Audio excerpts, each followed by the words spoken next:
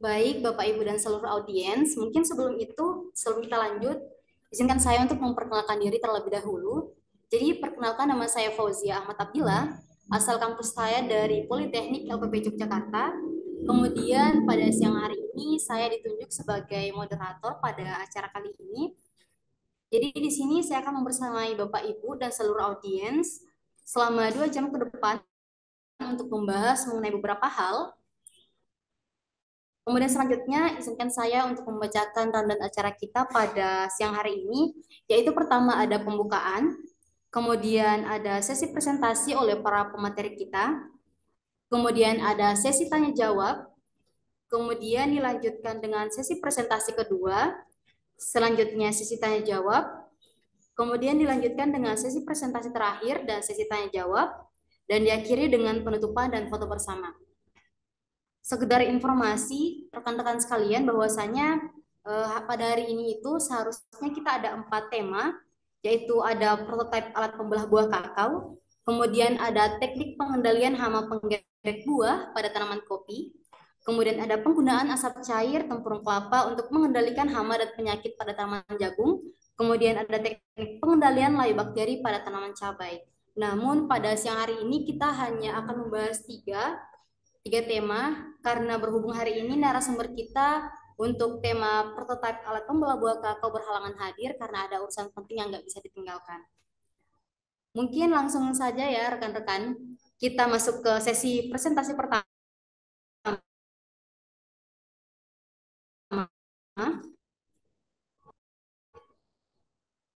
Jadi di sesi presentasi pertama di sama penggerak buah pada tanaman kakao. Jadi di sini narasumbernya ada Kak Stella Nostra Gracia.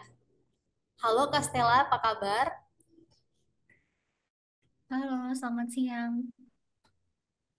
Suara saya terdengar jelas nggak ya? Selamat siang Kak. Terdengar Kak, terdengar. Jadi sebelum itu izinkan saya untuk membacakan summary bahasan kita pada siang hari ini, yaitu ada identifikasi hama penggerek buah pada kopi, kemudian ada tindakan pengendalian termasuk tindakan pencegahan dan kuratif. Mungkin langsung saja Kak Stella, waktu dan tempat saya persilahkan. Baik, terima kasih Mbak Fauzia. Apakah ini share screen-nya sudah terlihat? Sudah Kak, sudah.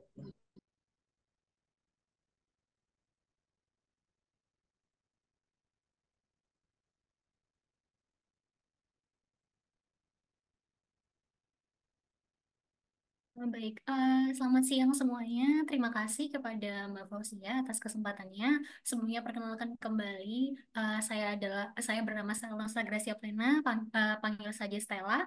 Saat ini saya sebagai Knowledge Officer di EduFarmer. Pada sesi breakout room ini, saya akan sedikit berbagi mengenai petunjuk teknis dengan topik teknik pengendalian hama pengerek buah pada kopi. Sebelum kita mulai, terlebih dahulu kita akan memahami apa saja yang melatar belakangi pengendalian hama pengerek buah kopi ini. Kopi sendiri merupakan tanaman yang tumbuh di berbagai belahan dunia, tidak hanya menjadi minuman favorit bagi banyak orang. Kopi juga termasuk merupakan komoditas ekonomi utama di banyak negara. Ada banyak jenis kopi yang tumbuh di seluruh dunia, namun dua jenis yang paling umum adalah Arabica dan Robusta. Seperti pada halnya pada tanaman lain, kopi juga menghadapi ancaman dari berbagai hama. Salah satunya hama pengerek buah. Hama ini dapat menghambat pertumbuhan buah kopi, sehingga sangat penting untuk mengetahui bagaimana cara mengendalikan hama pengerek buah kopi ini. Hama pengerek buah kopi ini dapat menyerang buah muda maupun yang sudah masak, sehingga mampu menyebabkan kerugian besar secara ekonomi, serta mengakibatkan penurunan kualitas biji kopi. Nah, tujuan dari penulisan petunjuk teknis ini tentunya adalah untuk mengetahui tindakan pengendalian, baik itu preventif maupun kuratif, serta tindakan monitoring terhadap gejala-gejala awal serangan hama penggerek buah pada kopi. Masuk ke dalam inti pembahasan, Pada kesempatan kali ini, pembahasan akan terbagi dalam dua bagian, yaitu yang pertama adalah identifikasi hama pengerek buah kopi, dan yang kedua adalah teknik-teknik pengendalian hama pengerek buah pada tanaman kopi. Yang pertama adalah klasifikasi hama. Pengerek buah kopi atau yang biasa disebut dengan PBKO memiliki nama latin Hippopotamus hampe. Dikenal juga sebagai kumbang kopi atau coffee berry borer, yang merupakan jenis kumbang asli Afrika. Hama ini adalah kumbang kecil dengan panjang sekitar 1,5 hingga 2 mm, dengan bentuk memanjang dan berwarna coklat gelap hingga hitam. PPKO sendiri memiliki siklus hidup yang sempurna, dimulai dari telur, larva, pupa, dan imago. Seluruh stadium pradewasa akan berkembang di dalam buah kopi. Semua stadium PPKO juga dijumpai pada buah masak, sedangkan pada buah muda hanya dijumpai fase dewasa atau fase imago. PPKO sendiri juga menyukai areal perkebunan yang bernaungan terlalu rapat sehingga kelembapannya tinggi. Tanaman kopi yang berada pada naungan rapat dapat beresiko 5 kali lebih banyak terserang PPKO dibandingkan dengan tanaman kopi yang tidak diberi naungan atau kurang naungan. PPKO dapat hidup dengan baik pada suhu antara 16 hingga 34 derajat Celcius.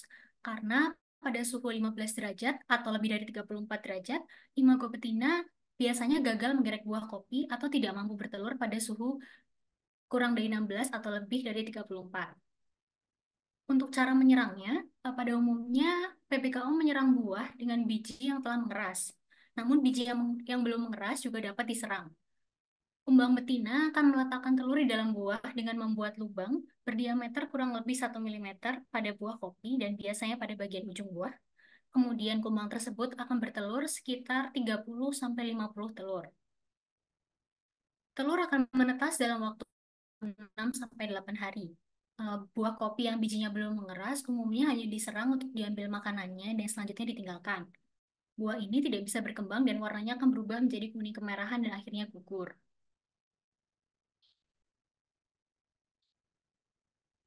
Selanjutnya adalah gejala yang ditimbulkan oleh hama pengerek buah pada kopi. Serangan PBKO pada buah tua atau masak dapat menyebabkan buah atau biji kopi menjadi cacat atau berlubang-lubang. Lubang ini merupakan bekas serangan dari kumbang betina yang meletakkan telurnya di dalam buah kopi. Sedangkan serangan pada buah muda dapat menyebabkan kerusakan buah dan gugur buah. Selain itu, serangan hama PBKO juga dapat berakibat pada mutu atau kualitas biji kopi yang disebabkan oleh biji kopi yang cacat, sehingga bisa berpengaruh terhadap susunan senyawa kimianya, terutama pada kandungan kafein, sehingga tampilannya bisa menjadi seperti ini. Kemudian, untuk dampak serangan dari hama PPKO, selain dapat menyerang biji kopi di perkebunan, juga dapat menyerang biji kopi sewaktu di penyimpanan. Serangan ini dapat menyebabkan penurunan produktivitas dan kualitas hasil secara nyata. Serangan pada buah muda dapat menyebabkan keguguran buah sebelum masak, sedangkan pada buah masak atau yang sudah tua dapat menyebabkan biji berlubang, sehingga terjadi penurunan kualitas dan mutu biji kopi. Tingkat kehilangan hasil yang disebabkan oleh hama pengerek buah kopi ini dapat mencapai 90%. Nah, sekarang kita masuk ke tindakan pengendalian. Yang pertama, tindakan preventif atau pencegahan. Dalam usaha untuk pengendalian hama penggeret buah pada tanaman kopi ini, tindakan pencegahan itu merupakan langkah yang sangat penting agar petani kopi dapat menjaga tanaman mereka tetap sehat untuk menghindari kerusakan akibat serangan hama.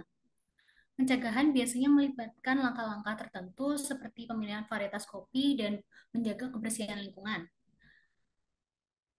Yang pertama adalah penggunaan varietas tahan.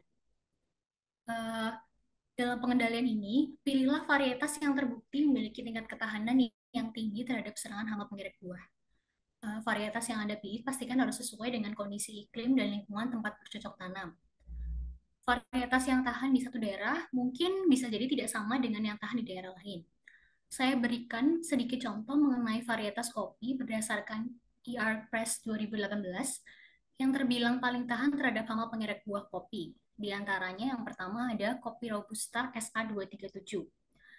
Varietas ini memiliki produktivitas yang mencapai 0,8 hingga 2,1 ton per hektar. Biasanya varietas ini lebih sesuai di daerah dengan ketinggian di atas 400 meter di atas permukaan laut atau di iklim basah. Yang kedua ada kopi Robusta BP288 dengan produktivitas yang mencapai 0,8 hingga 1,5 ton per hektar. Varietas ini biasanya cukup toleran terhadap kekeringan, berkebalikan dengan varietas SA237.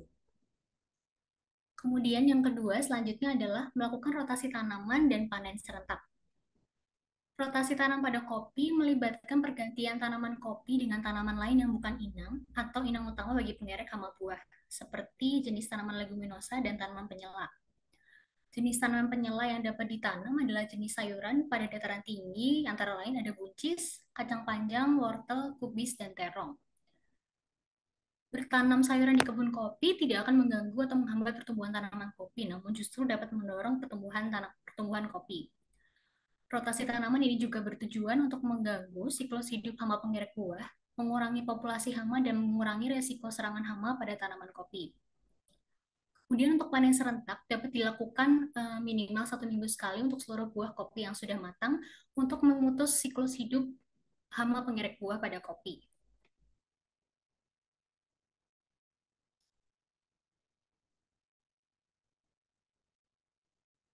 Untuk selanjutnya,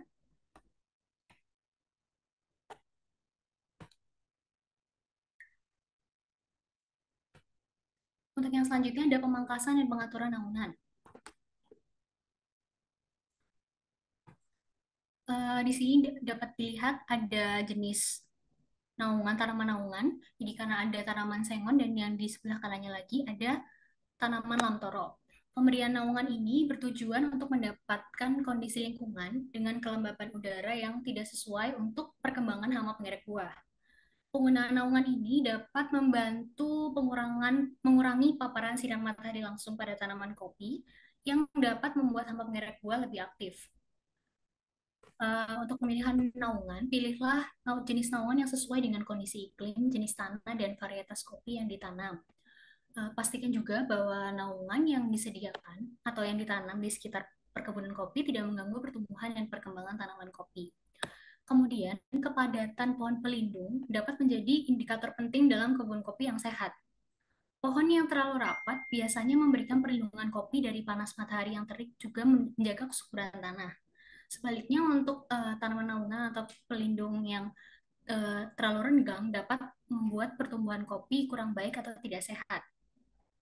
Pengaturan naungan sendiri bisa kita lakukan dengan cara melakukan pemangkasan. Jenis tanaman naungan atau tanaman pelindung yang dapat digunakan adalah tanaman peneduh berupa pohon-pohon besar seperti pada gambar. Di antaranya ada sengon, lamtoro, gamal, dadap maupun kakao. Selain itu, pengaturan naungan juga dapat memperbaiki kesuburan tanah melalui penambahan nitrogen. Kemudian selanjutnya ada sanitasi. Sanitasi dilakukan sebagai pembersihan rutin di sekitar perkebunan kopi. Sanitasi dapat dilakukan dengan mengambil buah yang gugur untuk dikubur atau dibakar.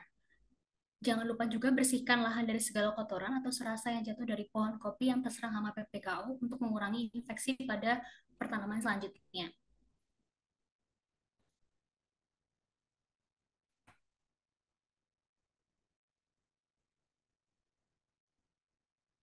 Selanjutnya adalah tindakan kuratif. Tindakan kuratif ini merupakan tindakan cepat yang diperlukan untuk mengurangi dampak kerusakan dan mencegah penyebaran hama yang sudah menyerang pada tanaman kopi. Di sini ada langkah-langkah yang dapat kita lakukan untuk mengatasi serangan hama pengerek buah pada kopi. Yang pertama adalah penggunaan musuh alami. Musuh alami dapat secara alami memangsa atau mengendalikan hama tanpa campur tangan manusia. Beberapa musuh alami yang biasanya efektif untuk mengendalikan hama pengerek buah ada parasitoid dan predator. Parasitoid yang dapat menjadi musuh alami adalah Cephalonomia stephanoderis, dan untuk predator telah ditemukan beberapa jenis semut yang dapat menjadi predator hama pengerek buah, yaitu Dolicedarus sp dan Strumigenis sp. Untuk pemeliharaan musuh alami perlu penyesuaian habitat agar sesuai untuk musuh alami di sekitar perkebunan kopi. Pastikan juga bahwa penggunaan pestisida kimia yang berlebihan dihindari agar tidak membahayakan keberadaan musuh alami. Apabila musuh alami yang ditemukan di sekitar perkebunan tidak cukup atau bahkan tidak ada, para petani dapat mempertimbangkan untuk memindahkan musuh alami secara manual dari lingkungan sekitarnya, di mana terdapat musuh alami tersebut. Kemudian yang kedua, ada penggunaan cendawan entomopatogenik. Di situ sudah saya masukkan ada beberapa cendawan entomopatogen yang dapat menyerang hama pengerek buah kopi. Di antaranya adalah cendawan Beoviria bassiana, Metarhizium anisopliae, Paecilomyces javanicus, dan Penicillium sp. Kemudian selanjutnya ada penggunaan perangkap. Perangkap dirancang untuk menarik, menangkap, atau mengendalikan hama pengerek buah sehingga dapat mengurangi populasi hama. Ada beberapa jenis perangkap yang biasanya digunakan dalam pengendalian hama PPKO ini. Di antaranya adalah perangkap atraktan, yang mana menggunakan senyawa atraktan yang menghasilkan aroma yang dapat merangsang hama. Kemudian ada perangkap warna yang memiliki warna-warni yang menarik bagi hama PPKO, dan perangkap perekat yang penggunaannya dilapisi dengan lem atau minyak. Kemudian yang selanjutnya adalah penggunaan insektisida.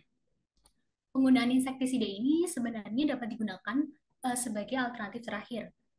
Jenis insektisida berbahan aktif ivermectin dan berbahan aktif cyantraniliprol merupakan jenis insektisida yang memiliki daya racun paling tinggi terhadap hama pengerek buah kopi. Selain itu, kita juga dapat menggunakan insektisida nabati sebagai tindakan pengendalian hama PBKO dengan bahan aktif azadirachtin. Bahan aktif azadirachtin ini dapat diekstrak dari biji dan daun mimba. Cara kerjanya adalah dengan mengganggu proses metamorfosa hama PPKO dan berpengaruh terhadap reproduksi serangga imago. Selanjutnya adalah tindakan monitoring. Dengan melakukan monitoring secara teratur, para petani kopi dapat mendeteksi tanda-tanda awal serangan hama pengerek buah pada tanaman kopi dan mencegah penyebarannya semakin meluas. Berikut ada beberapa langkah-langkah yang dapat diambil untuk dapat melakukan monitoring hama pengerek buah pada kopi. Yang pertama, ada pemantauan visual buah. Melakukan pemantauan visual tanaman atau visual buah secara teratur dapat mendeteksi tanda-tanda awal serangan hama pengerek buah. Tanda-tanda tersebut seperti adanya lubang masuk, serbuk gergaji, atau bekas telur. Hal ini dapat bertujuan agar para petani dapat segera mengambil tindakan untuk mencegah serangan semakin meluas. Kemudian yang kedua adalah pengamatan daun dan cabang. Uh, kita dapat mencari tanda-tanda serangan hama seperti adanya lubang kecil pada daun, kemudian bekas telur pada daun, atau kotoran hama PBKO pada daun. Kemudian dapat perhatikan juga apakah ada daun-daun mengering yang menguning, kemudian dapat memeriksa cabang pada tanaman kopi dengan memotong atau membuka cabang untuk melihat apakah ada tanda-tanda telur atau larva pada hama pengerek buah di dalam cabang. Kemudian yang ketiga atau yang terakhir adalah berkonsultasi dengan ahli agronomi. Untuk rekomendasi dan saran yang disesuaikan, dapat berkonsultasi dengan ahli agronomi agar dapat disesuaikan dengan lokasi spesifik.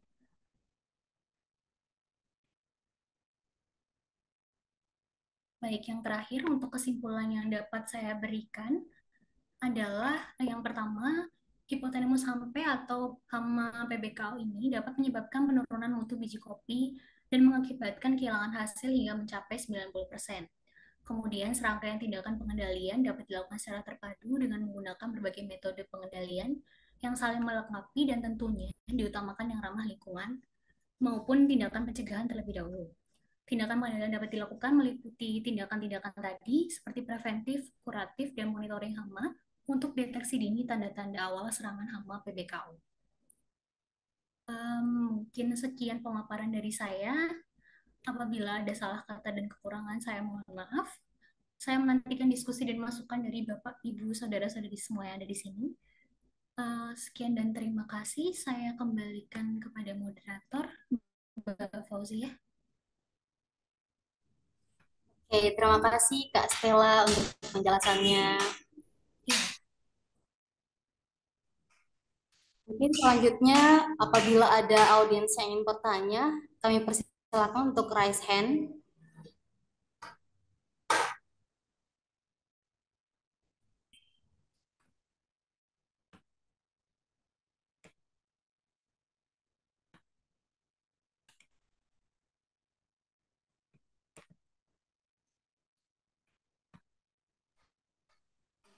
rekan-rekan sekalian, adakah yang ingin bertanya? Oke, ini ada Kak Desria Fani Simorang. Saya persilahkan Kak untuk bertanya. Terima kasih Kak Moderator. Perkenalkan, saya Desria Fani Simorangkir dari Universitas Jambi. Izin bertanya kepada Kak Stella, untuk teknik pengendalian backhoe itu dan cara penggunaan insektisida itu Kak, apakah efektif Kak? Seperti yang kita ketahui, PPK sebagian hidupnya itu hidup di dalam buah. Apakah insektisida tersebut efektif digunakan? Sekian, terima kasih Kak.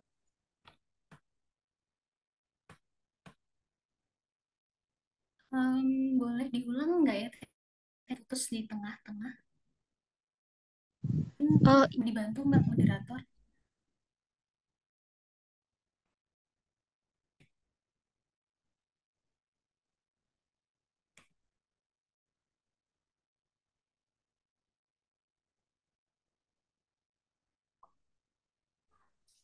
Halo Kak Destria.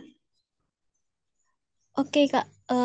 Izin bertanya Kak, apakah teknik pengendalian PBKO dengan menggunakan metode penggunaan insektisida itu efektif untuk pengendalian Kak?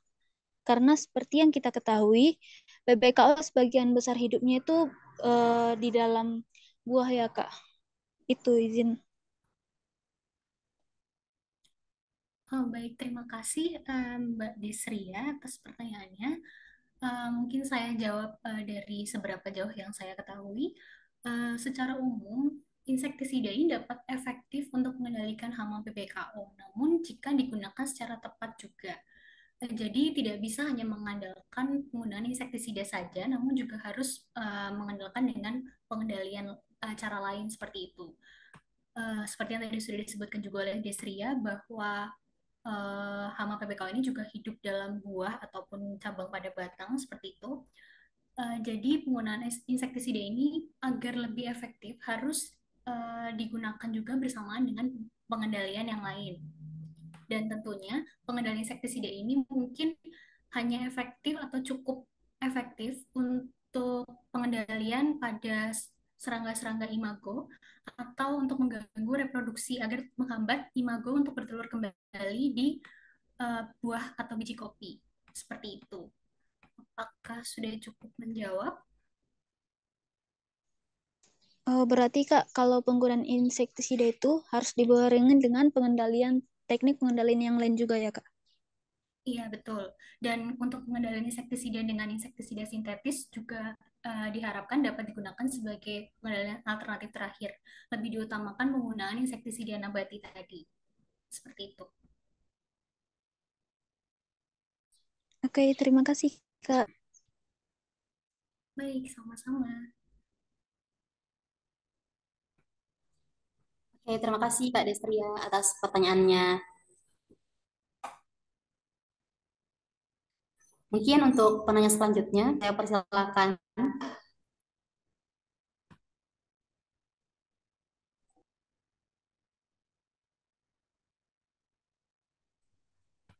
Baik, izin bicara ya, moderator.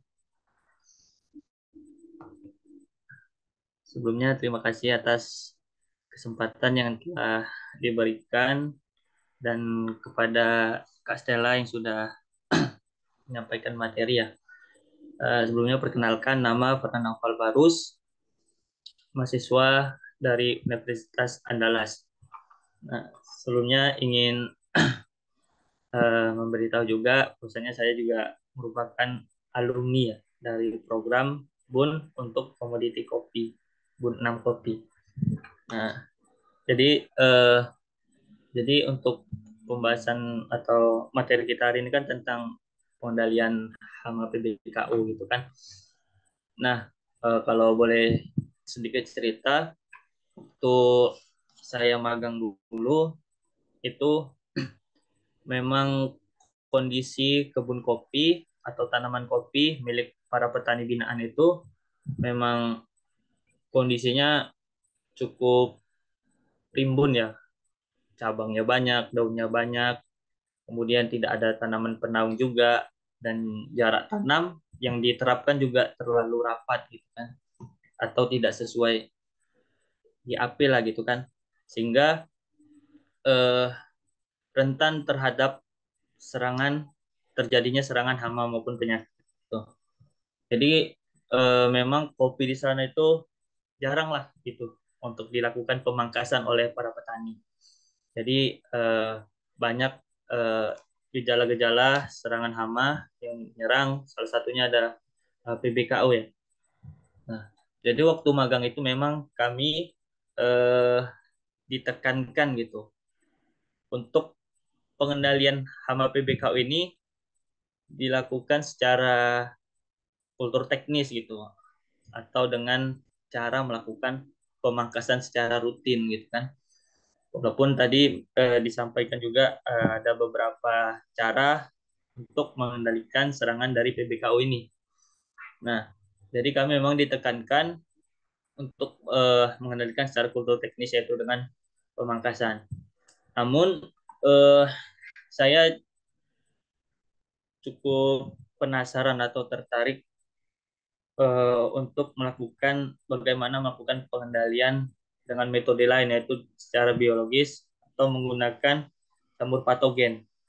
Seperti tadi yang disampaikan itu ada salah satunya jamur apa ya, Bevaria bassiana gitu. Nah, jadi waktu magang itu dulu memang belum belum ada lah untuk praktik atau pengenalan secara lebih jauh tentang pengendalian secara biologis. Nah, jadi eh, apa namanya, untuk ke tanaman kopi milik petani sana kan juga cukup banyak gitu Kak, cukup banyak.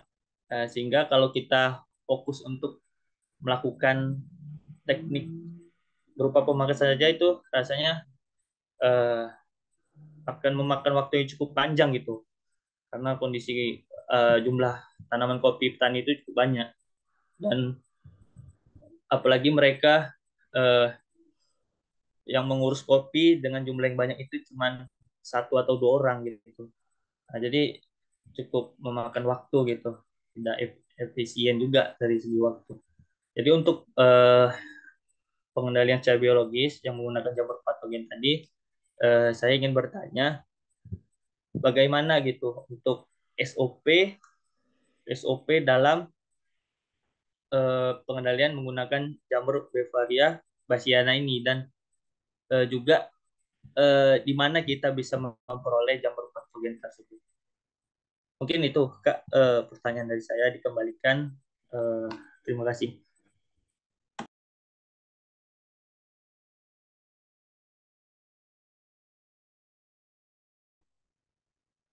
Baik, terima kasih atas pertanyaannya, Farhan Noval Barus. Eh, saya pastikan kembali untuk pertanyaannya tentang terkait bagaimana cara penggunaan jamur Beauveria bassiana dan di mana mendapatkannya ya. Benar Kak? Oke. Baik. Jadi untuk pengendalian hama dengan penggunaan jamur entomopatogenik, salah satunya adalah Beauveria bassiana ini.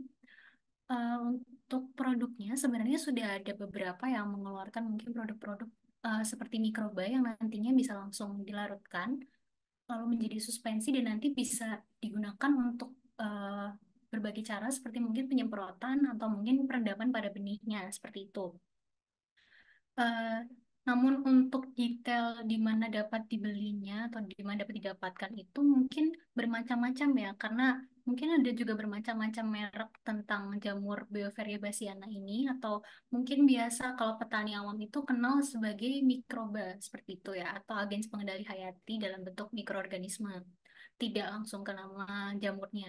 Jadi mungkin nanti dari Farhan mungkin bisa mencari tahu produk-produk tentang agens pengendali hayati mikroba itu yang mungkin di dalamnya terkandung salah satunya jamur Beauveria bassiana seperti itu. Lalu untuk penggunaannya sendiri, untuk penggunaan SOP-nya sendiri, itu nanti juga akan mengikuti dari mungkin pihak penyedia atau pabrik pembuatan mikrobanya. Eh, untuk penggunaan jamur Beauveria bassiana ini, Nantinya biasanya itu digunakan dalam bentuk suspensi atau larutan yang dapat digunakan dengan cara penyemprotan langsung pada tanamannya, kemudian atau perendaman benih dengan sebelum ditanam nantinya. Seperti itu secara singkatnya. Bagaimana? Apakah sudah menjawab atau ada tambahan?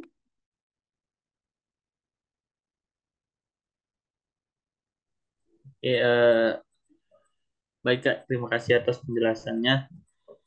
Mungkin eh, sedikit lagi Kak, gitu. Mhm. Eh, apakah untuk program BUN selanjutnya, khususnya untuk komoditi komoditi kopi, apakah mungkin gitu, dari program akan menganjurkan dan langsung mempraktikkan gitu, mungkin di lahan demplot gitu kan, untuk bagaimana cara melakukan pengendalian selain dengan cara kultur teknis tadi gitu. Karena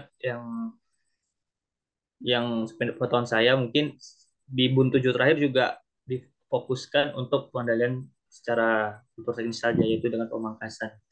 Itu aja Kak, mungkin kembalikan. Ya, baik, terima kasih. Mungkin nanti itu akan jadi saran dan masukan untuk BUN selanjutnya ya, di perkebunan kopi. Oh ya, mau menambahkan sedikit, tadi mungkin belum saya sebutkan mengenai penyediaannya itu di mana. Biasanya ada beberapa perusahaan swasta yang menyediakan jamur Bevira bassiana atau bisa didapatkan juga di BPTP atau atau Balai Besar Perbenihan dan Proteksi Tanaman Perkebunan. Itu juga menyediakan beberapa. Mungkin nanti eh, yang tadi disampaikan oleh Farhan Naufal Barus bisa saya sampaikan sebagai saran untuk program BUN ke depannya supaya itu coba dipraktikkan untuk di program BUN selanjutnya. Terima kasih ya Farhan. Ya, sama-sama Kak. Terima kasih kembali Kak. Iya.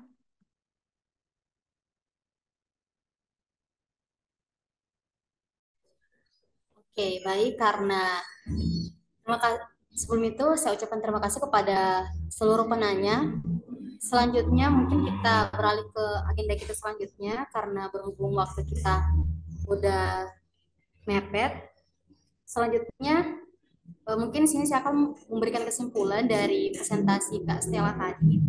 Jadi di sini saya menyimpulkan bahwasanya tindakan pengendalian perlu kita lakukan secara terpadu. Kemudian kita juga perlu mengutamakan pengendalian yang tentunya ramah lingkungan. Ada beberapa tindakan pengendalian pada tanaman kopi yang bisa kita lakukan, yang meliputi mulai dari tindakan preventif, kemudian kuratif, dan monitoring hama. Mungkin sebelum kita beralih ke presentasi selanjutnya, mungkin dari Kak Stella ada closing statement.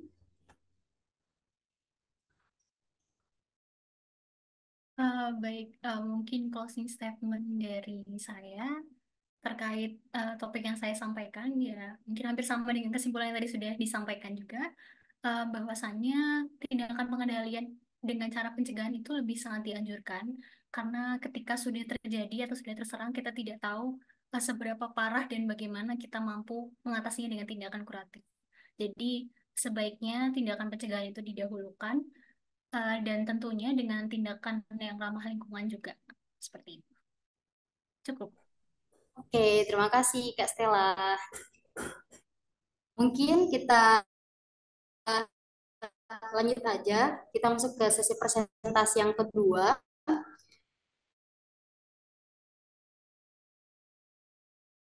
Jadi di sesi presentasi yang kedua ini, tempurung kelapa untuk mengendalikan hama dan penyakit pada tanaman jagung. Nah, di sini narasumber kita yaitu ada Kak Rohman Lukito. Halo, Kak Rohman Lukito. Halo, Fauzia. Halo, Kak.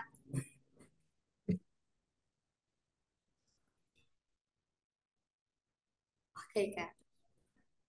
Mungkin langsung saja kepada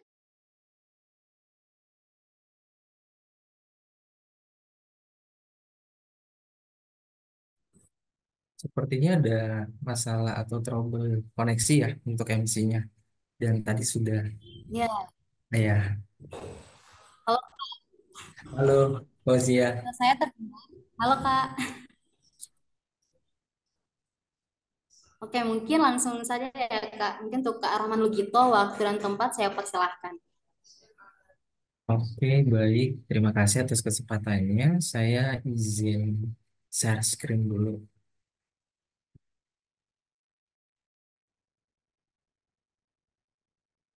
Oke, sebelumnya suaraku kedengaran jelas ya? Kedengeran, Kak. Oke, selamat siang semuanya. Kenalin, aku Rohman.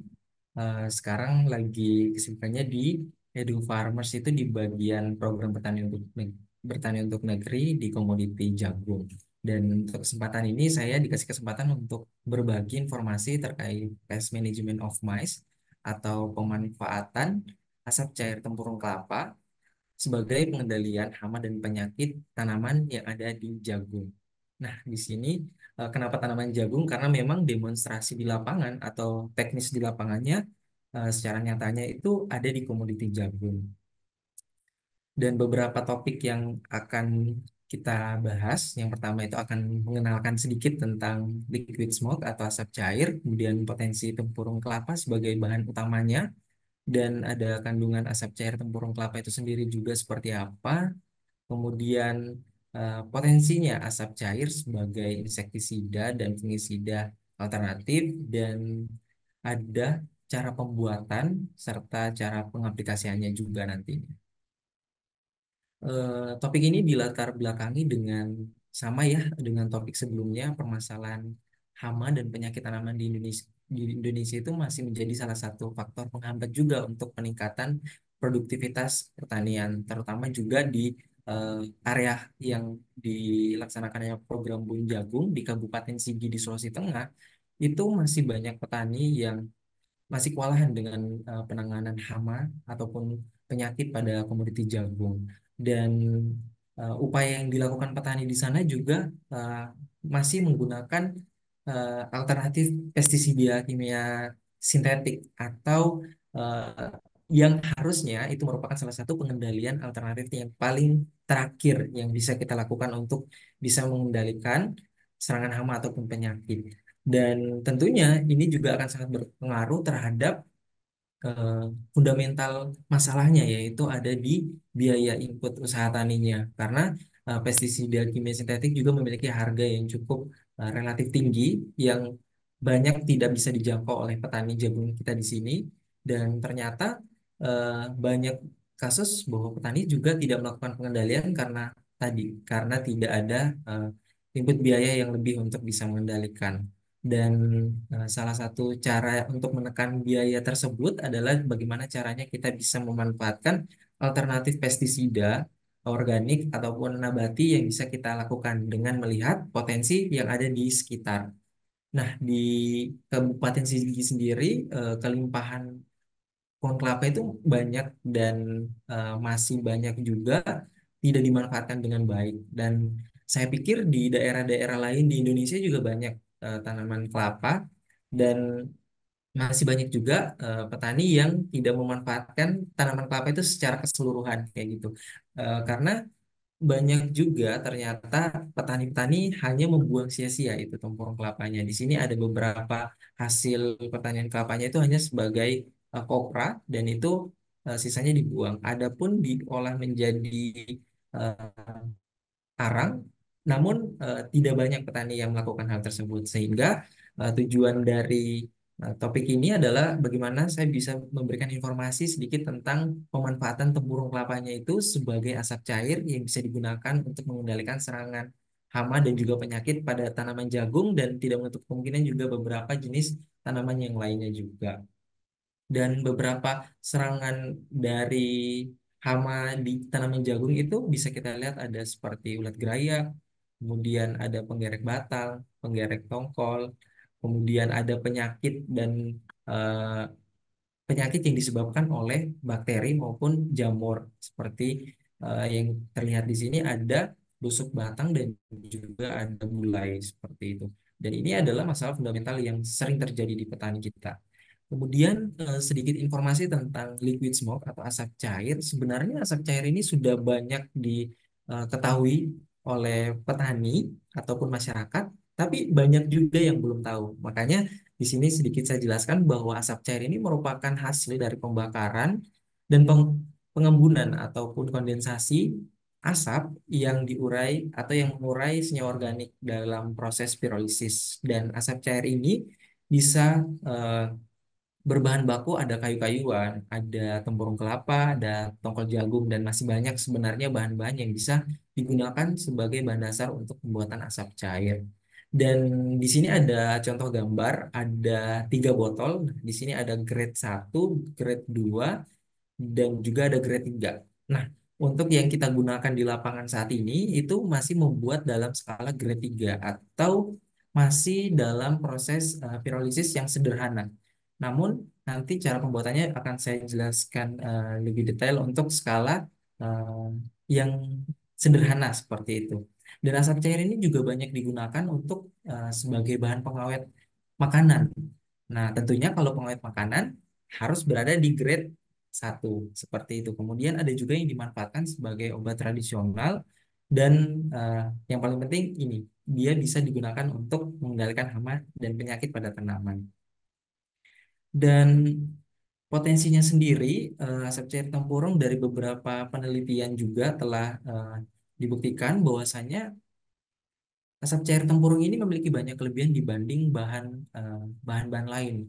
Tentunya kami juga pernah mencoba untuk menggunakan eh, tongkol jagung ya, tongkol jagung dan juga tempurung, dan kita bandingkan setelah aplikasi, ternyata memang asap cair tempurung itu jauh lebih efektif untuk bisa mengusir ataupun mengurangi serangan hama yang ada di tanaman jagung. Dan yang telah dilakukan juga beberapa penelitian dan menemukan bahwa asap cair tempurung ini merupakan eh, cairan yang bersifat antibakteri dan anti jamur. Dan tempurung ini juga sangat besar potensinya sebagai pestisida organik. Dan potensi asap cair juga sebenarnya spesifiknya dia bisa mengusir beberapa jenis serangga dan juga membunuh beberapa jenis hama pada tanaman. Nah, jadi kemanfaatannya sebenarnya secara general itu bisa di beberapa jenis hama ataupun penyakit. Namun di sini saya hanya bisa menjelaskan spesifiknya untuk tanaman jagung. Kemudian untuk kandungannya sendiri, ini adalah kandungan yang telah diteliti oleh Setiaji. Nah, jadi beberapa hasil pirolisis tempurung kelapa yang dia buat itu mengandung senyawa fenol 4,13%, kemudian karbonil 11,3%, dan yang terakhir itu ada asam asetatnya itu 10,2%. Tentunya hasil atau kandungan senyawa yang ada di sini itu merupakan hasil yang telah dilakukan oleh Setiaji. Namun ketika kita menggunakan bahan yang berbeda, cara pembuatan yang berbeda, maka kandungan dari asap cair itu juga akan berbeda seperti itu. Dan hasil pembakaran terbaik itu memang akan diperoleh pada saat pembakaran di suhu maksimal atau maksimum di 400 derajat Celcius. Dan itu akan menghasilkan pH yang sangat rendah dan juga kandungan fenol. Nah, beberapa referensi juga menyebutkan bahwa pembakaran dengan suhu maksimum itu akan membentuk senyawa fenol jauh lebih banyak dibanding ketika pembakaran di bawah suhu tersebut seperti itu. Jadi ini sangat sangat berpengaruh sekali. Jadi nanti ketika membuat kita harus bisa tahu sasarannya dan hasilnya itu harus seperti apa. Tentunya dengan mempertimbangkan bahan yang kita pakai, kemudian alat dan metode, atau banyak sekali modifikasi-modifikasi untuk pembuatan asap cair. Itu ada skala industri, sederhana, dan juga ada yang biasa seperti itu. Nah, jadi kandungan asap cair inilah yang bisa digunakan untuk bisa diaplikasikan kepada tanaman yang akan nanti bisa digunakan untuk mengendalikan hama dan penyakit. Nah, di sini kita bisa lihat untuk asap cair sendiri sebagai pestisida organik itu sebagai insektisida. Di sini ada terdapat gambar, salah satu gambar dokumentasi yang kita ambil dari demonstration plot. Nah, di sini adalah tanaman jagung yang telah diaplikasikan asap cair. Nah, di sini baru 1 hari setelah aplikasi sudah terlihat morfologi dari ulat Grayax Spodoptera frugiperda ini menunjukkan gejala kematian seperti itu. Nah, ini juga ternyata telah diuji atau diteliti oleh ISA pada 2019 itu menggunakan konsentrasi 7%, ternyata dapat mortalitas atau angka kematian larva itu sebesar 88,89%. Nah, di sini bisa kita tahu bahwasanya potensi untuk bisa mengusir ataupun mengendalikan atau secara kuratifnya bisa mengurangi serangan dari ulat gerak itu sangat tinggi. Dan asap cair ini juga punya sifat yang bisa mengusir serangga karena memang aromanya itu sangat menyengat dan bisa membuat imago dari larva ini itu bisa pergi atau berpindah atau migrasi ke tempat lainnya. Nah, tentunya kenapa bisa asap cair ini bisa membuat kematian terhadap larva? Tentunya ada toksisitasnya yang tadi dalam kandungan asap cair tersebut. Kemudian setelah diaplikasi disemprotkan toksik tersebut atau kandungan tersebut akan masuk ke dalam tubuh larva yang akan membuat larva tersebut aktivitasnya jadi lebih berkurang. Nah, ketika aktivitas berkurang, metabolisme juga akan tidak maksimal. Nah, itu juga akan sangat berpengaruh terhadap transport elektron terhambat di mitokondrianya dan akan memperlambat juga pembentukan energinya. Dan ini akan berujung pada kematian pada larva seperti itu. Selain itu juga selain dari perannya sebagai insektisida, asam cair juga memiliki sifat tadi anti jamur dan anti bakteri. Nah, ini juga kaitannya tentang pemanfaatannya sebagai fungisida. Nah, jadi asap cair tempurung kelapa pernah diuji untuk dua jenis patogen, ini Fusarium dan Colletotrichum. Nah, itu ternyata daya hambat dari asap cair ini yang terbuat dari tempurung kelapa ya, itu menghambat masing-masing dari patogen tersebut itu hingga 100%. Di sini bisa kita tahu bahwa pengurangan atau penghambatan pertumbuhan patogen itu bisa sangat maksimal dilakukan. Nah, jadi selagi kita mengendalikan hama, ternyata tanaman kita juga diproteksi atau dilakukan secara kuratif untuk beberapa jenis jamur yang sudah menyerang tanamannya kita seperti itu. Nah, ini juga sangat baik untuk dilakukan karena langsung dapat dua-duanya antara fungi dan insek. Bahkan sebenarnya bakteri juga seperti itu, namun harus ada kajian khusus untuk bisa melihat bakteri apa saja yang bisa dihambat oleh asap cair. Dan ini juga merupakan salah satu topik yang menarik ya, kalau misalnya teman-teman mahasiswa yang mau melakukan riset dan kandungan antimikroba fenolnya tadi itu sangat berperan penting di sini. Karena apa? Karena reaksi dari membran sel yang menyebabkan terganggunya permeabilitas dari membran-membran sel yang ada di dalam baik itu jamur ataupun inseknya seperti itu. Dan akan terjadinya inaktivasi enzim-enzim yang sangat penting terhadap makhluk yang sudah eh, terkena oleh asap cair tersebut. Makanya dia akan rusak atau tidak aktif lagi fungsi-fungsi material genetiknya. Nah, disinilah kenapa penghambatan pertumbuhan patogen itu bisa terjadi. Dan eh, asap cair ini juga akan bekerja sebagai penghidrolisis lipid sehingga akan merusak banyak sekali membran sel dalam patogen ataupun serangga tadinya. Jadi ini salah satu konsep kenapa asap cair itu sangat berpotensi dan ternyata bagus kita gunakan untuk di tanaman jagung. Nah, untuk cara pembuatannya sendiri ini adalah salah satu alat yang teman-teman Bunpol Bangtan buat pada bulan 6 kemarin. Ini adalah salah satu rancangan sederhana. Sebenarnya alat asap cair itu ada banyak jenis dan banyak banyak cara untuk bisa buat alat. Namun yang bisa kita bawa ke masyarakat petani kita yang di Sigi di Sulawesi Tengah itu dalam bentuk yang sederhana seperti ini. Nah, tentunya alat yang sederhana seperti ini hasilnya juga tidak semaksimal yang skala industri ataupun laboratorium. Nah, seperti itu. Dan di sini ada terdiri dari dua tabung.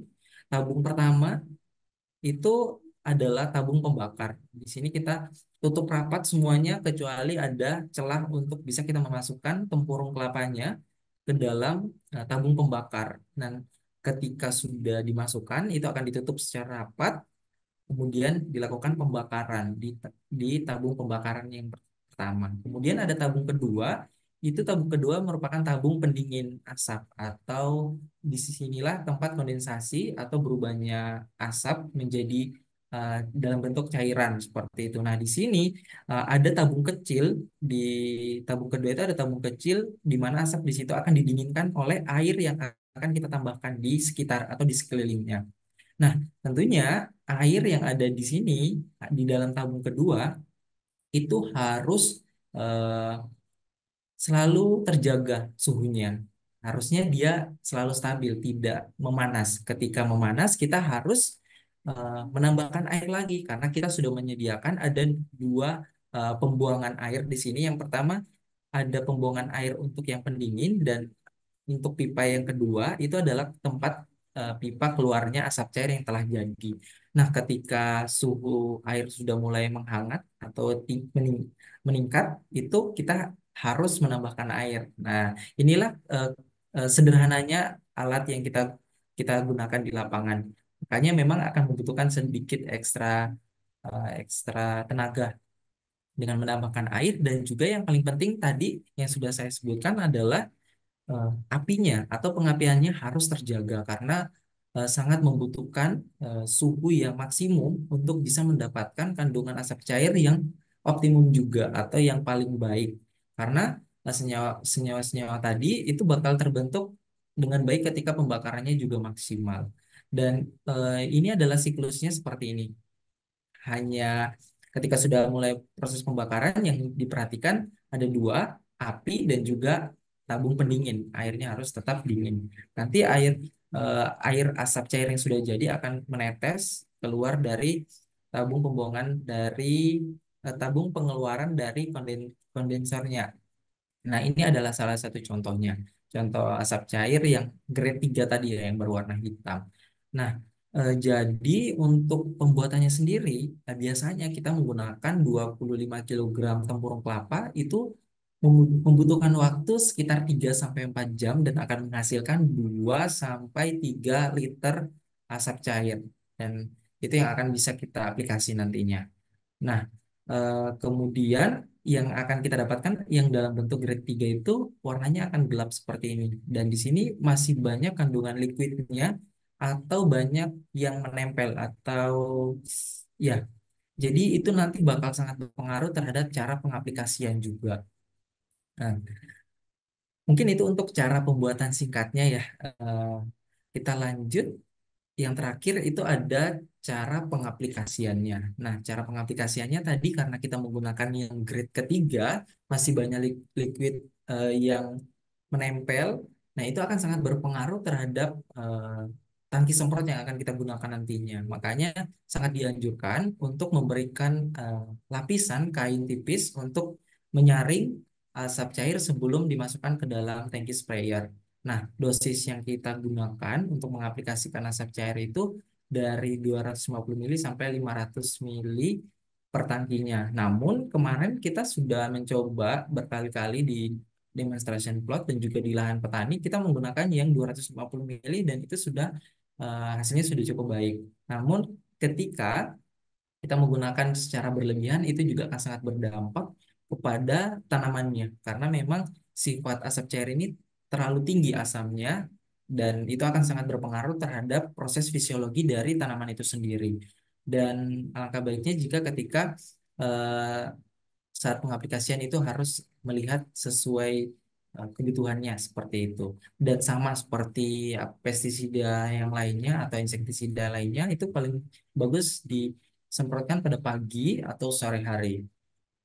Nah, jadi mungkin itu penjelasan singkat yang dapat saya simpulkan dari topik ini adalah asap cair tempur kelapa ini bisa dimanfaatkan sebagai alternatif solusi untuk mengendalikan hama dan penyakit pada tanaman jagung dengan harga yang cukup terjangkau dan kandungan asap cairnya yang bersifat toksik itu bisa mengendalikan serangga seperti ulat gerayak dan juga sifatnya yang bersifat anti jamur dan anti bakteri.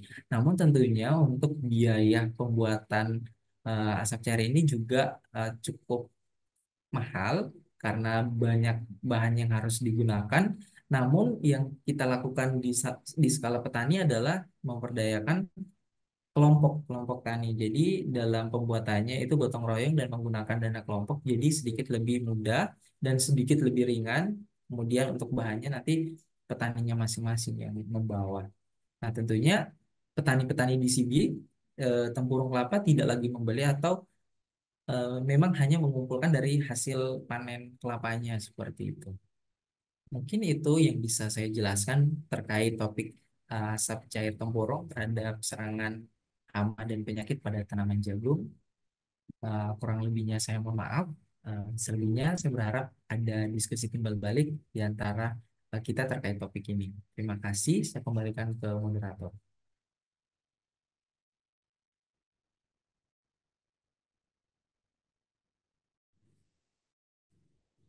Baik, terima kasih Kak Rohman Lugito atas penjelasannya. Kemudian mungkin dari rekan-rekan dan atau seluruh audiens di sini, adakah yang ingin bertanya? Jika ada, silahkan untuk.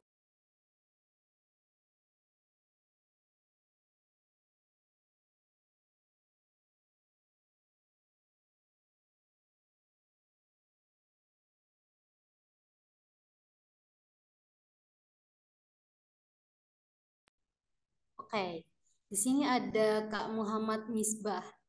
Mungkin saya persilahkan kepada Kak Muhammad Misbah untuk menyampaikan pertanyaannya.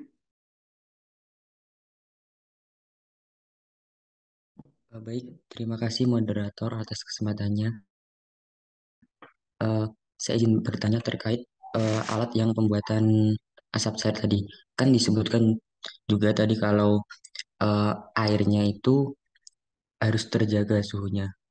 Nah, itu kita eh, untuk melakukan monitoring air suhu air tersebut terjaga tetap optimal itu bagaimana? Ataukah ada eh, otomatisasi dari alatnya sendiri?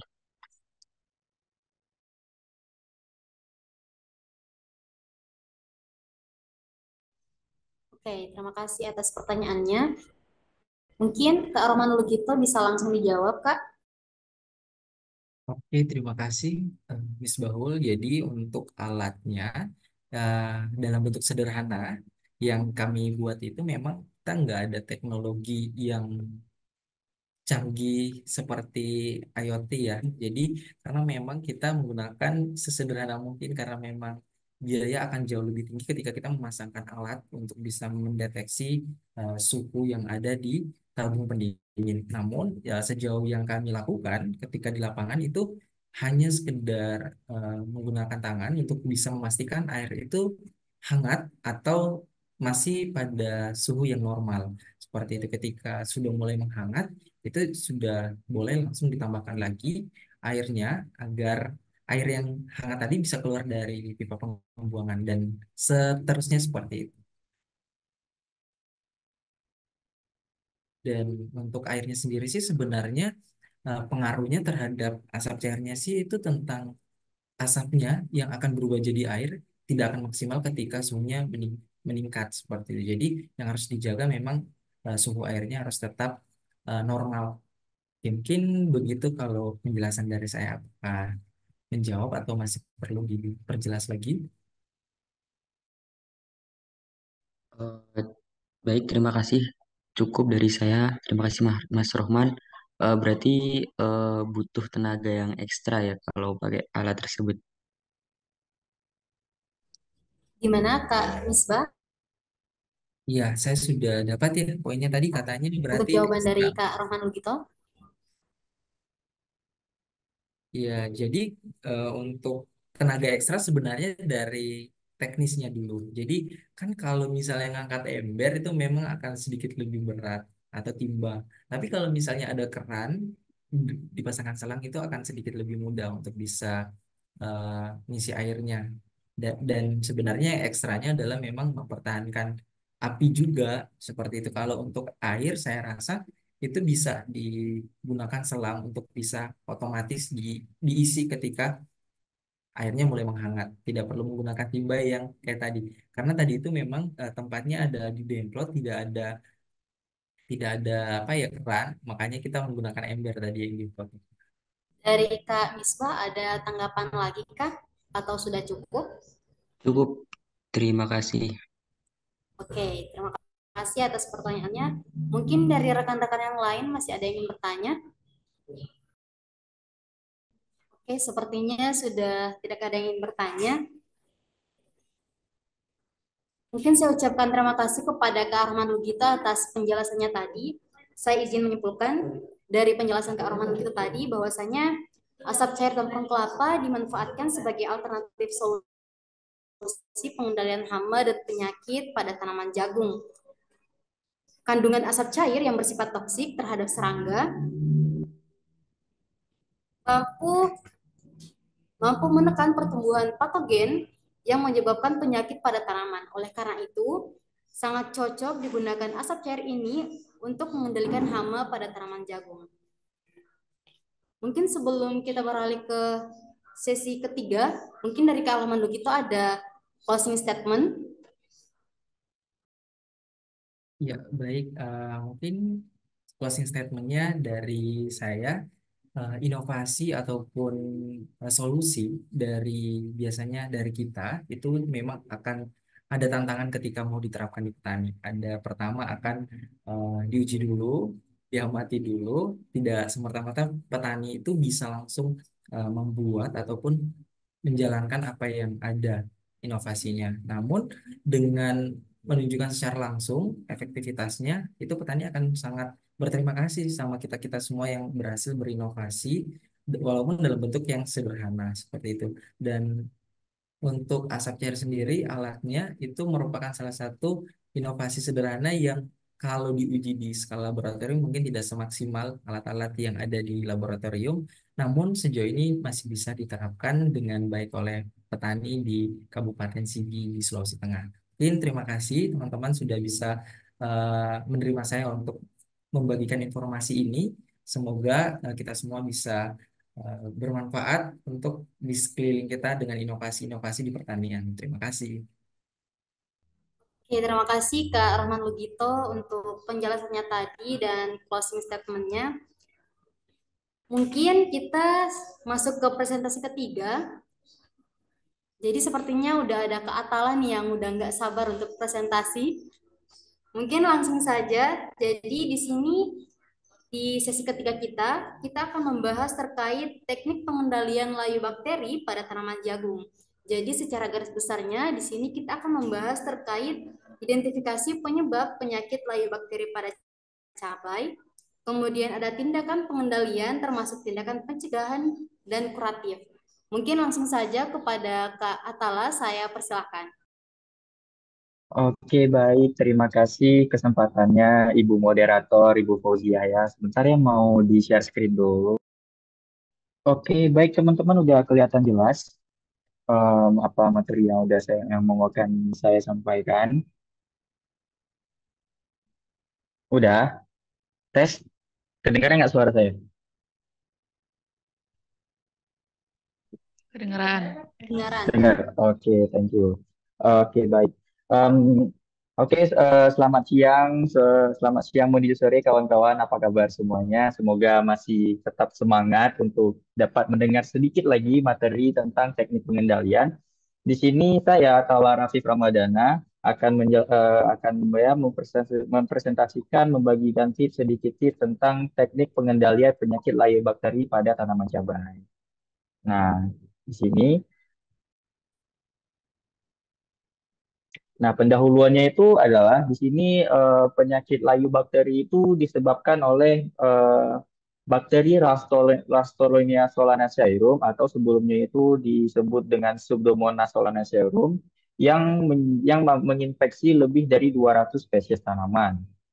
Nah, tanaman ini yang terdapat di daerah daerah tropis dan subtropis, kemudian tanaman yang terinfeksi itu akan kerdil, layu, rontok, mengalami kerontokan sehingga ya menyebabkan gagal panen pada tanaman tersebut sehingga hasilnya itu bisa hilang sebesar 90%. Nah, pada kali ini tujuan kita ini membahas gimana sih identifikasi penyakit layu bakteri, kemudian pengendaliannya terdiri dari pencegahan dan serta pengendalian kuratifnya. Kemudian yang ketiga itu ada bagian monitoringnya. Oke, langsung aja ya.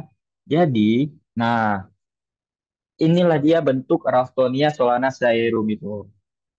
Per individunya itu kecil, dari gambar di sebelah ini bisa kita lihat itu ukurannya itu hanya satu, kalau nggak salah saya itu 1 mikrometer ya.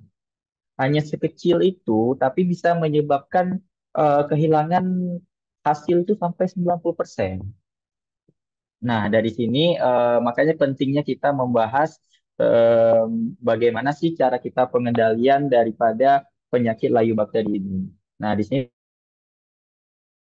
itu ada taksonominya, filum, kelas, ordo, famili, genus, dan spesiesnya. Nah, penyakit Ralstonia ini dia menginfeksi 200 tanaman dan 50 famili yang berbeda di berbagai daerah seperti Asia, Afrika, Amerika, Australia, Eropa, dan dimanapun tanaman inangnya berasal. Nah, tanaman inang dari penyakit layu bakteri ini apa sih? Nah, dapat dilihat di sini tanaman inangnya itu terdiri dari tanaman dikotil, tanaman herba, tanaman famili Solanaceae seperti cabai, tomat, kentang. Nah, tanaman inang dari layu bakteri ini juga dapat menginfeksi tanaman pisang atau buah pisang. Dia bisa menyebabkan penyakit darah pada tanaman pisang sehingga pisang itu kalau dipotong akan busuk bagian dalamnya seperti berdarah. Nah, bakteri ini juga bertahan di tanah secara menahun, bertahun-tahun di tanah yang berkelembapan tinggi dan suhunya itu berkisar 21 sampai 35 derajat Celcius. Nah, gimana sih gejala-gejala daripada penyakit layu bakteri ini? Nah, gejalanya itu kalau kita lihat pada akarnya, pada batang, akar, batang, bunga, tunas, dan bagian manapun dari tanaman ini akan menghasilkan getah atau lendir putih akibat pembusukan daripada gejala bakteri ini. Sehingga ketika di bagian dalamnya itu busuk akan menghambat perkembangan dan pertumbuhan dari tanaman cabai. Nah, di sini juga tanaman yang virulen atau tanaman yang mudah terjangkit itu akan mati di dalam beberapa hari kemudian. Tapi kalau tidak virulen, tanaman itu bakal sering layu ketika kekurangan air. Ya, memang pada umumnya seperti itu ya. Tapi dapat bisa dipastikan ketika tanaman itu terinfeksi oleh layu bakteri, daun-daunnya tersebut akan mulai rontok atau berguguran walaupun sudah kita siram dengan air atau kita penuhi kebutuhan airnya. Nah, dari batangnya juga akan mengeluarkan lendir kotor berwarna putih atau di bagian batangnya itu ada terjadi pembusukan dan berwarna kecoklatan akibat pembusukan yang disebabkan oleh pada bakteri itu. Nah, cara penularannya gimana sih? Jadi penularan dari patogen ini, bakteri ini akan menemukan inang yang cocok itu melalui rizosfer atau lingkungan sekitar akar dari tanaman budidaya. Lalu bakteri tersebut bakal mengkolonisasi akarnya, mengkolonisasi akar, kemudian bergerak menuju sistem vaskuler dari tanaman, sehingga bakteri tersebut akan menginfeksi ke seluruh bagian tubuh daripada tanaman. Nah, bakteri Solanaceae ini juga penyakit paling penting sih karena dari beberapa sumber merupakan 10 spesies bakteri paling mematikan pada tanaman penting dan menurut sudut pandang ekonomi dan juga bisa kalau per tahunnya itu bisa menyebabkan kehilangan hasil 10 sampai 20%. Nah, karena ini merupakan penyakit penting, pertama kita tuh bahasnya tindakan pencegahan dulu yang terdiri dari berbagai varietas lahan, rotasi tanaman, sanitasi lahan, bahan organik, seed treatment, dan penggunaan mulsa. Nah, yang pertama nih varietas tahan. Kita itu pilihnya varietas tahan terhadap penyakit Ralstonia solanacearum ini bisa ditemukan dari BPTP atau BSIP Badan Standarisasi Instrumen Pertanian atau melihat deskripsi benih yang disediakan oleh perusahaan. Kemudian selanjutnya kita melakukan rotasi tanaman. Jadi di dalam satu lahan itu kita tidak hanya terus-menerus menanam tanaman yang sama, sehingga kalau kita menanam tanaman yang sama terus-menerus, menanam tanaman yang inangnya terus-menerus, maka bakterinya itu juga bakal tetap bertahan dan berkembang di tanah yang kita tanam. Nah, jadi jenis tanaman yang bisa kita rotasikan itu untuk mengganti tanaman cabai untuk mencegah penyebaran itu seperti kacang, kubis, dan lain-lainnya. Selanjutnya nih, ketiga ada sanitasi lahan. Jadi ketika ada tanaman cabai yang terinfeksi oleh bakteri ini, kita itu harus langsung eradikasi saja, kita bersihkan dari lahan sehingga mencegah kemungkinan tersebarnya infeksi penyakit layu bakteri ini ke tanaman cabai lainnya. Kemudian selanjutnya ini menambah bahan organik secara rutin untuk meningkatkan kualitas tanah. Di sini tujuan kita menambahkan bahan organik itu juga untuk meningkatkan keragaman mikroorganisme di tanah sehingga bakteri Ralstonia ini bakal tertekan oleh keragaman keragaman mikroorganisme lainnya sehingga tidak berkembang lebih jauh di permukaan tanah. Nah, perbanding unsur karbon dan nitrogen ini juga tidak boleh terlalu tinggi atau terlalu rendah, sehingga juga bisa dapat mengganggu mengganggu keseimbangan mikroorganisme tanah. Nah, keseimbangan mikroorganisme tanah yang terganggu itu juga bisa menyebabkan berkembang pesatnya bakteri dari Ralstonia ini sehingga dapat menyebabkan penyakit layu bakteri pada tanaman cabai. Selanjutnya ini ada seed treatment. Kita benih cabai yang kita dapatkan itu kita rendam menggunakan agensi hayati seperti Bacillus, Pseudomonas sp, dan Trichoderma yang direndam selama 12 jam, kemudian dikering anginkan untuk selanjutnya dapat disemai kembali di lahan. Kemudian yang keenam itu ada penggunaan musa. Jadi penggunaan musa PHP atau plastik hitam perak itu juga mampu meningkatkan suhu sekitar akar tanaman, meningkatkan aktivitas fotosintesis, menekan laju glumas, dan meningkatkan tinggi tanaman secara tidak langsung. Dengan penggunaan mulsa ini juga meningkatkan suhu tanah sehingga tanah itu menghambat perkembangan dari penyakit layu bakteri. Nah, selanjutnya sebelumnya kita kan sudah membahas tuh tentang tindakan pencegahan. Sekarang kita lanjut ke tindakan kuratifnya. Di sini ada agen pengendali hayatinya, penggunaan aplikasi bakterisida atau akarisida, dan yang ketiga eradikasi tanaman yang terinfeksi. Nah, agen pengendali hayati itu tadi ya sebelumnya sudah disebutkan seperti Trichoderma, Gliocadium, kemudian Pseudomonas sp, dan lain-lain yang dapat meningkatkan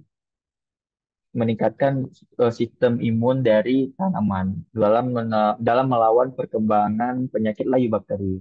Dan selanjutnya ada aplikasi bakterisida. Di sini bakterisida yang dapat kita gunakan itu contohnya berbahan aktif streptomycin sulfat yang digunakan sesuai dengan dosis yang dianjurkan pada botolnya, karena yang dianjurkan itu sudah pasti sudah dites di lab ya, jadi tes langsung di lapangan. Nah, penggunaan bakterisida ini juga harusnya sih kita gunakan di akhir ya, di saat sudah terjangkit, karena ketika kita menggunakan bakterisida atau akarisida ini secara langsung mempengaruhi keseimbangan mikroorganisme lainnya di tanah, sehingga dapat menyebabkan menurunnya kualitas tanah nantinya. Nah, yang ketiga itu eradikasi tanaman terinfeksi untuk menghambat penyebaran infeksi layu bakteri kepada tanaman cabai yang lainnya. Nah, selanjutnya kita melakukan tindakan monitoring. Tindakan monitoring pertama itu ada pemantauan visual. Jadi sering-seringlah kita memantau tanaman cabai di lahan kita, melihat dan memeriksa. Yang kedua, pemeriksaan akar dan batang secara langsung untuk melihat apakah tanaman kita ini layunya itu karena kekurangan air atau layunya itu karena terinfeksi layu bakteri seperti itu. Nah, dan yang ketiga, selanjutnya kita berkonsultasi dengan ahli-ahli agronomi, karena pada para ahli itu juga semoga lebih baik dari kita dalam mengidentifikasi penyakit serta memberikan solusi-solusi terbaik dalam mengatasi penyakit layu bakteri seperti itu. Nah, di akhir kesimpulannya, bakteri Ralstonia itu merupakan penyakit yang menyebabkan layu bakteri pada tanaman cabai. Kemudian tindakan pencegahannya itu menggunakan varietas tahan, melakukan rotasi tanaman, sanitasi lahan, penggunaan bahan organik, penggunaan seed treatment, serta menggunakan mulsa pada budidaya. Dan ketiga, yang selanjutnya ada tindakan kuratif seperti penggunaan agensi pengendali hayati, eradikasi tanaman, serta aplikasi bakterisida.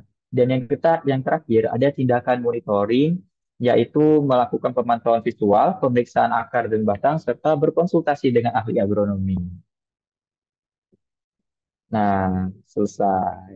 Kita sudah di akhir. Sekian, saya kembalikan ke kakak moderator. Terima kasih.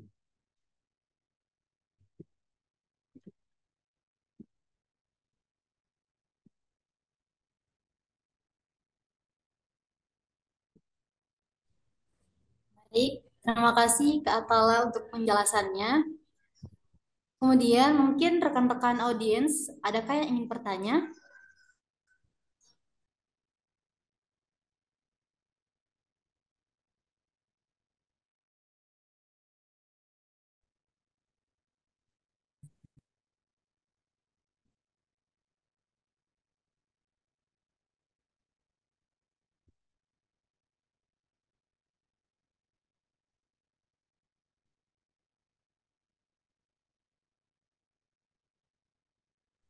Rekan-rekan sekalian, apakah ada yang ingin bertanya? Dipersilakan untuk raise hand.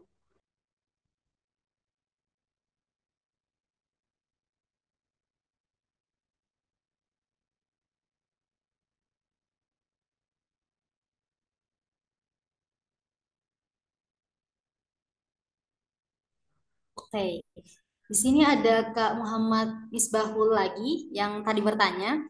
Mungkin Kak Misbah bisa menyampaikan pertanyaannya. Saya persilakan. Eh, Sebelumnya terima kasih moderator atas kesempatannya. Saya izin bertanya, sejauh mana sih keefektifan dari penggunaan varietas tahan tersebut untuk pencegahan dari penyakit Ralstonia tersebut? Oke, baik, langsung dijawab saja ya. Untuk dan itu efektifnya itu sekitar 80% karena 80 sampai 90% karena walaupun tanaman itu tahan, namun tidak dijamin bahwasanya seluruhnya itu tidak bisa terjangkiti, hanya saja dengan mungkin dia terjangkiti tetapi lebih bertahan daripada tanaman lainnya yang tidak tahan seperti itu. Jadi ketika tanaman yang tahan itu sudah terjangkiti, bisa kita aplikasikan langsung bakterisida sehingga tanamannya itu dapat kembali sehat. Contohnya tadi seperti ada tanaman cabai yang lebih virulen ya, yang lebih virulen itu bisa langsung mati, sedangkan tanaman yang tahan itu eh, menunjukkan gejala yang layu. Namun dari situ ketika kita sudah identifikasi bahwa oh tanaman ini terinfeksi oleh layu bakteri ini, jadi langsung bisa kita aplikasikan bakterisida atau akarisida pada tanaman cabai tersebut. Seperti itu.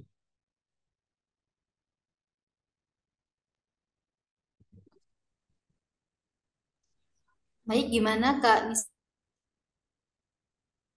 Izin Misbah menanggapi. untuk jawaban dari Kak Atala? Oke, izin menanggapi. Kalau dengan penggunaan varietas tahan tersebut, Halo Kak Misbah, kira ya,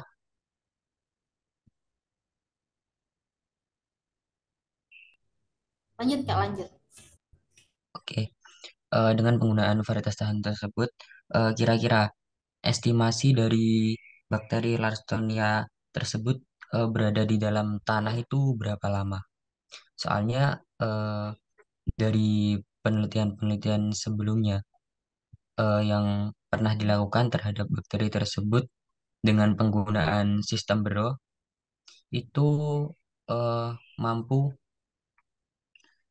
mengendalikan bakteri tersebut selama kira-kira 10 tahun baru hilang.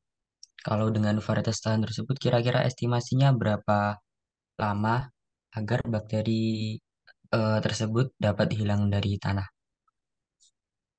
Oke, baik. Untuk estimasi, jika tidak dilakukan jika tidak dilakukan perlakuan untuk menghilangkan atau menekan bakteri itu, ya juga tetap tidak akan hilang. Karena begini ya, di dalam tanah, dalam tanah itu terdiri dari jutaan atau miliaran jenis mikroorganisme. Kita tidak bisa menekan atau menghilangkan sepenuhnya bakteri Ralstonia itu di dalam tanah. Nah, penggunaan varietas tahan ini bukan untuk menghilangkan atau mengendalikan Ralstonia tersebut, melainkan menjaga tanaman cabai kita itu tidak terserang atau tahan terhadap serangan layu bakteri sehingga dapat berproduksi menghasilkan panen yang memuaskan untuk panen dibandingkan dengan tanaman cabai yang lebih virulen terhadap penyakit layu bakteri. Jadi kalau dibilang menggunakan varietas tahan itu dapat mengendalikan atau dapat menekan sih seharusnya tidak bisa ya. Jadi lebih baik pada tanah itu ya diberikan perlakuan untuk menekan perkembangan rastonnya itu begitu.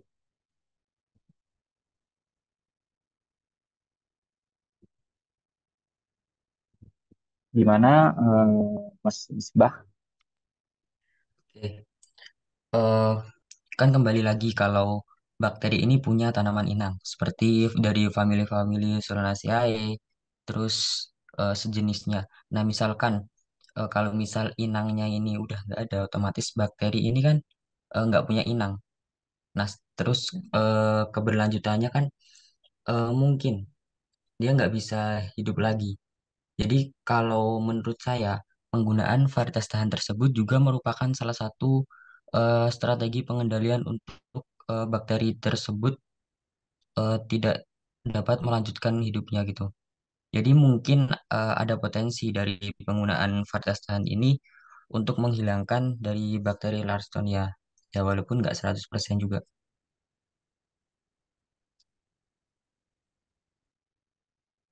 Oke, baik. Terima kasih.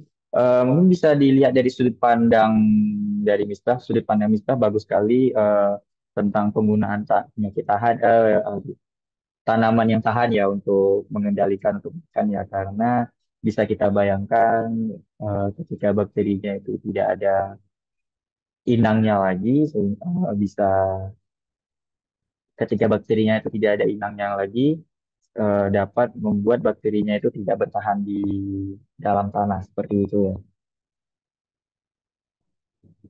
Tapi ya alangkah lebih baiknya walaupun kita menggunakan varietas tahan, tetap kita ibaratnya itu melakukan sanitasi pada tanah kita menggunakan cara-cara biologis agar menekan perkembangan dari penyakit layu bakteri ini. Seperti itu.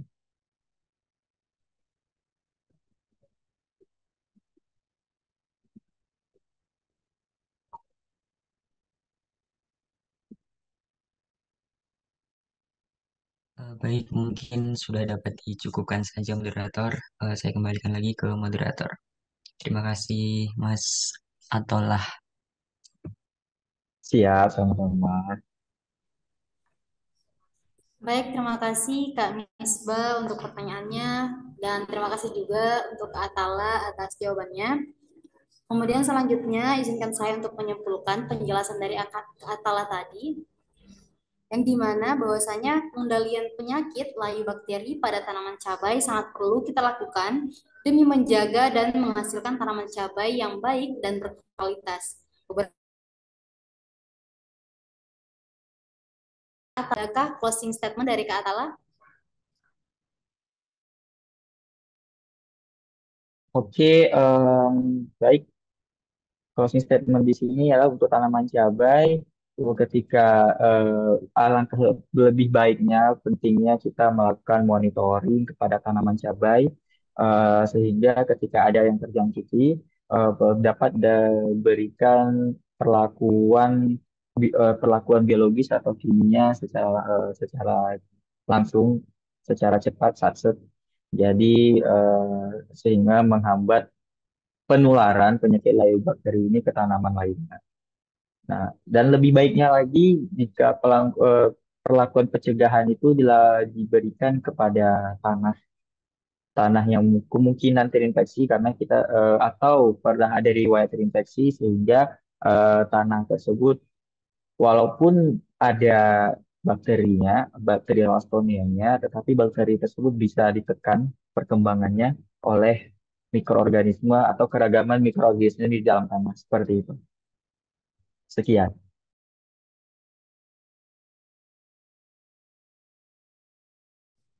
Oke, terima kasih Kak Atala untuk closing statement-nya. Sebelumnya saya ucapkan terima kasih kepada seluruh hadirin, seluruh audiens yang telah hadir pada acara kita pada hari ini. Terima kasih banyak kepada seluruh speakers kita pada kesempatan kali ini yang sangat luar biasa penjelasannya. Kemudian untuk rekan-rekan sekalian yang ingin mendapatkan informasi terkait webinar dan juga informasi pertanian dan peternakan, saya ingin mengajak kepada seluruh audiens untuk mengunjungi dan memfollow akun Instagram EduFarmers. Mungkin setelah ini kita lanjut ke room utama. Dari saya Fauzia Ahmad Abdillah selaku moderator pada hari ini mengucapkan terima kasih kepada seluruh hadirin. Kurang lebihnya mohon dimaafkan. Wassalamualaikum warahmatullahi wabarakatuh dan selamat siang. Waalaikumsalam. Selamat siang.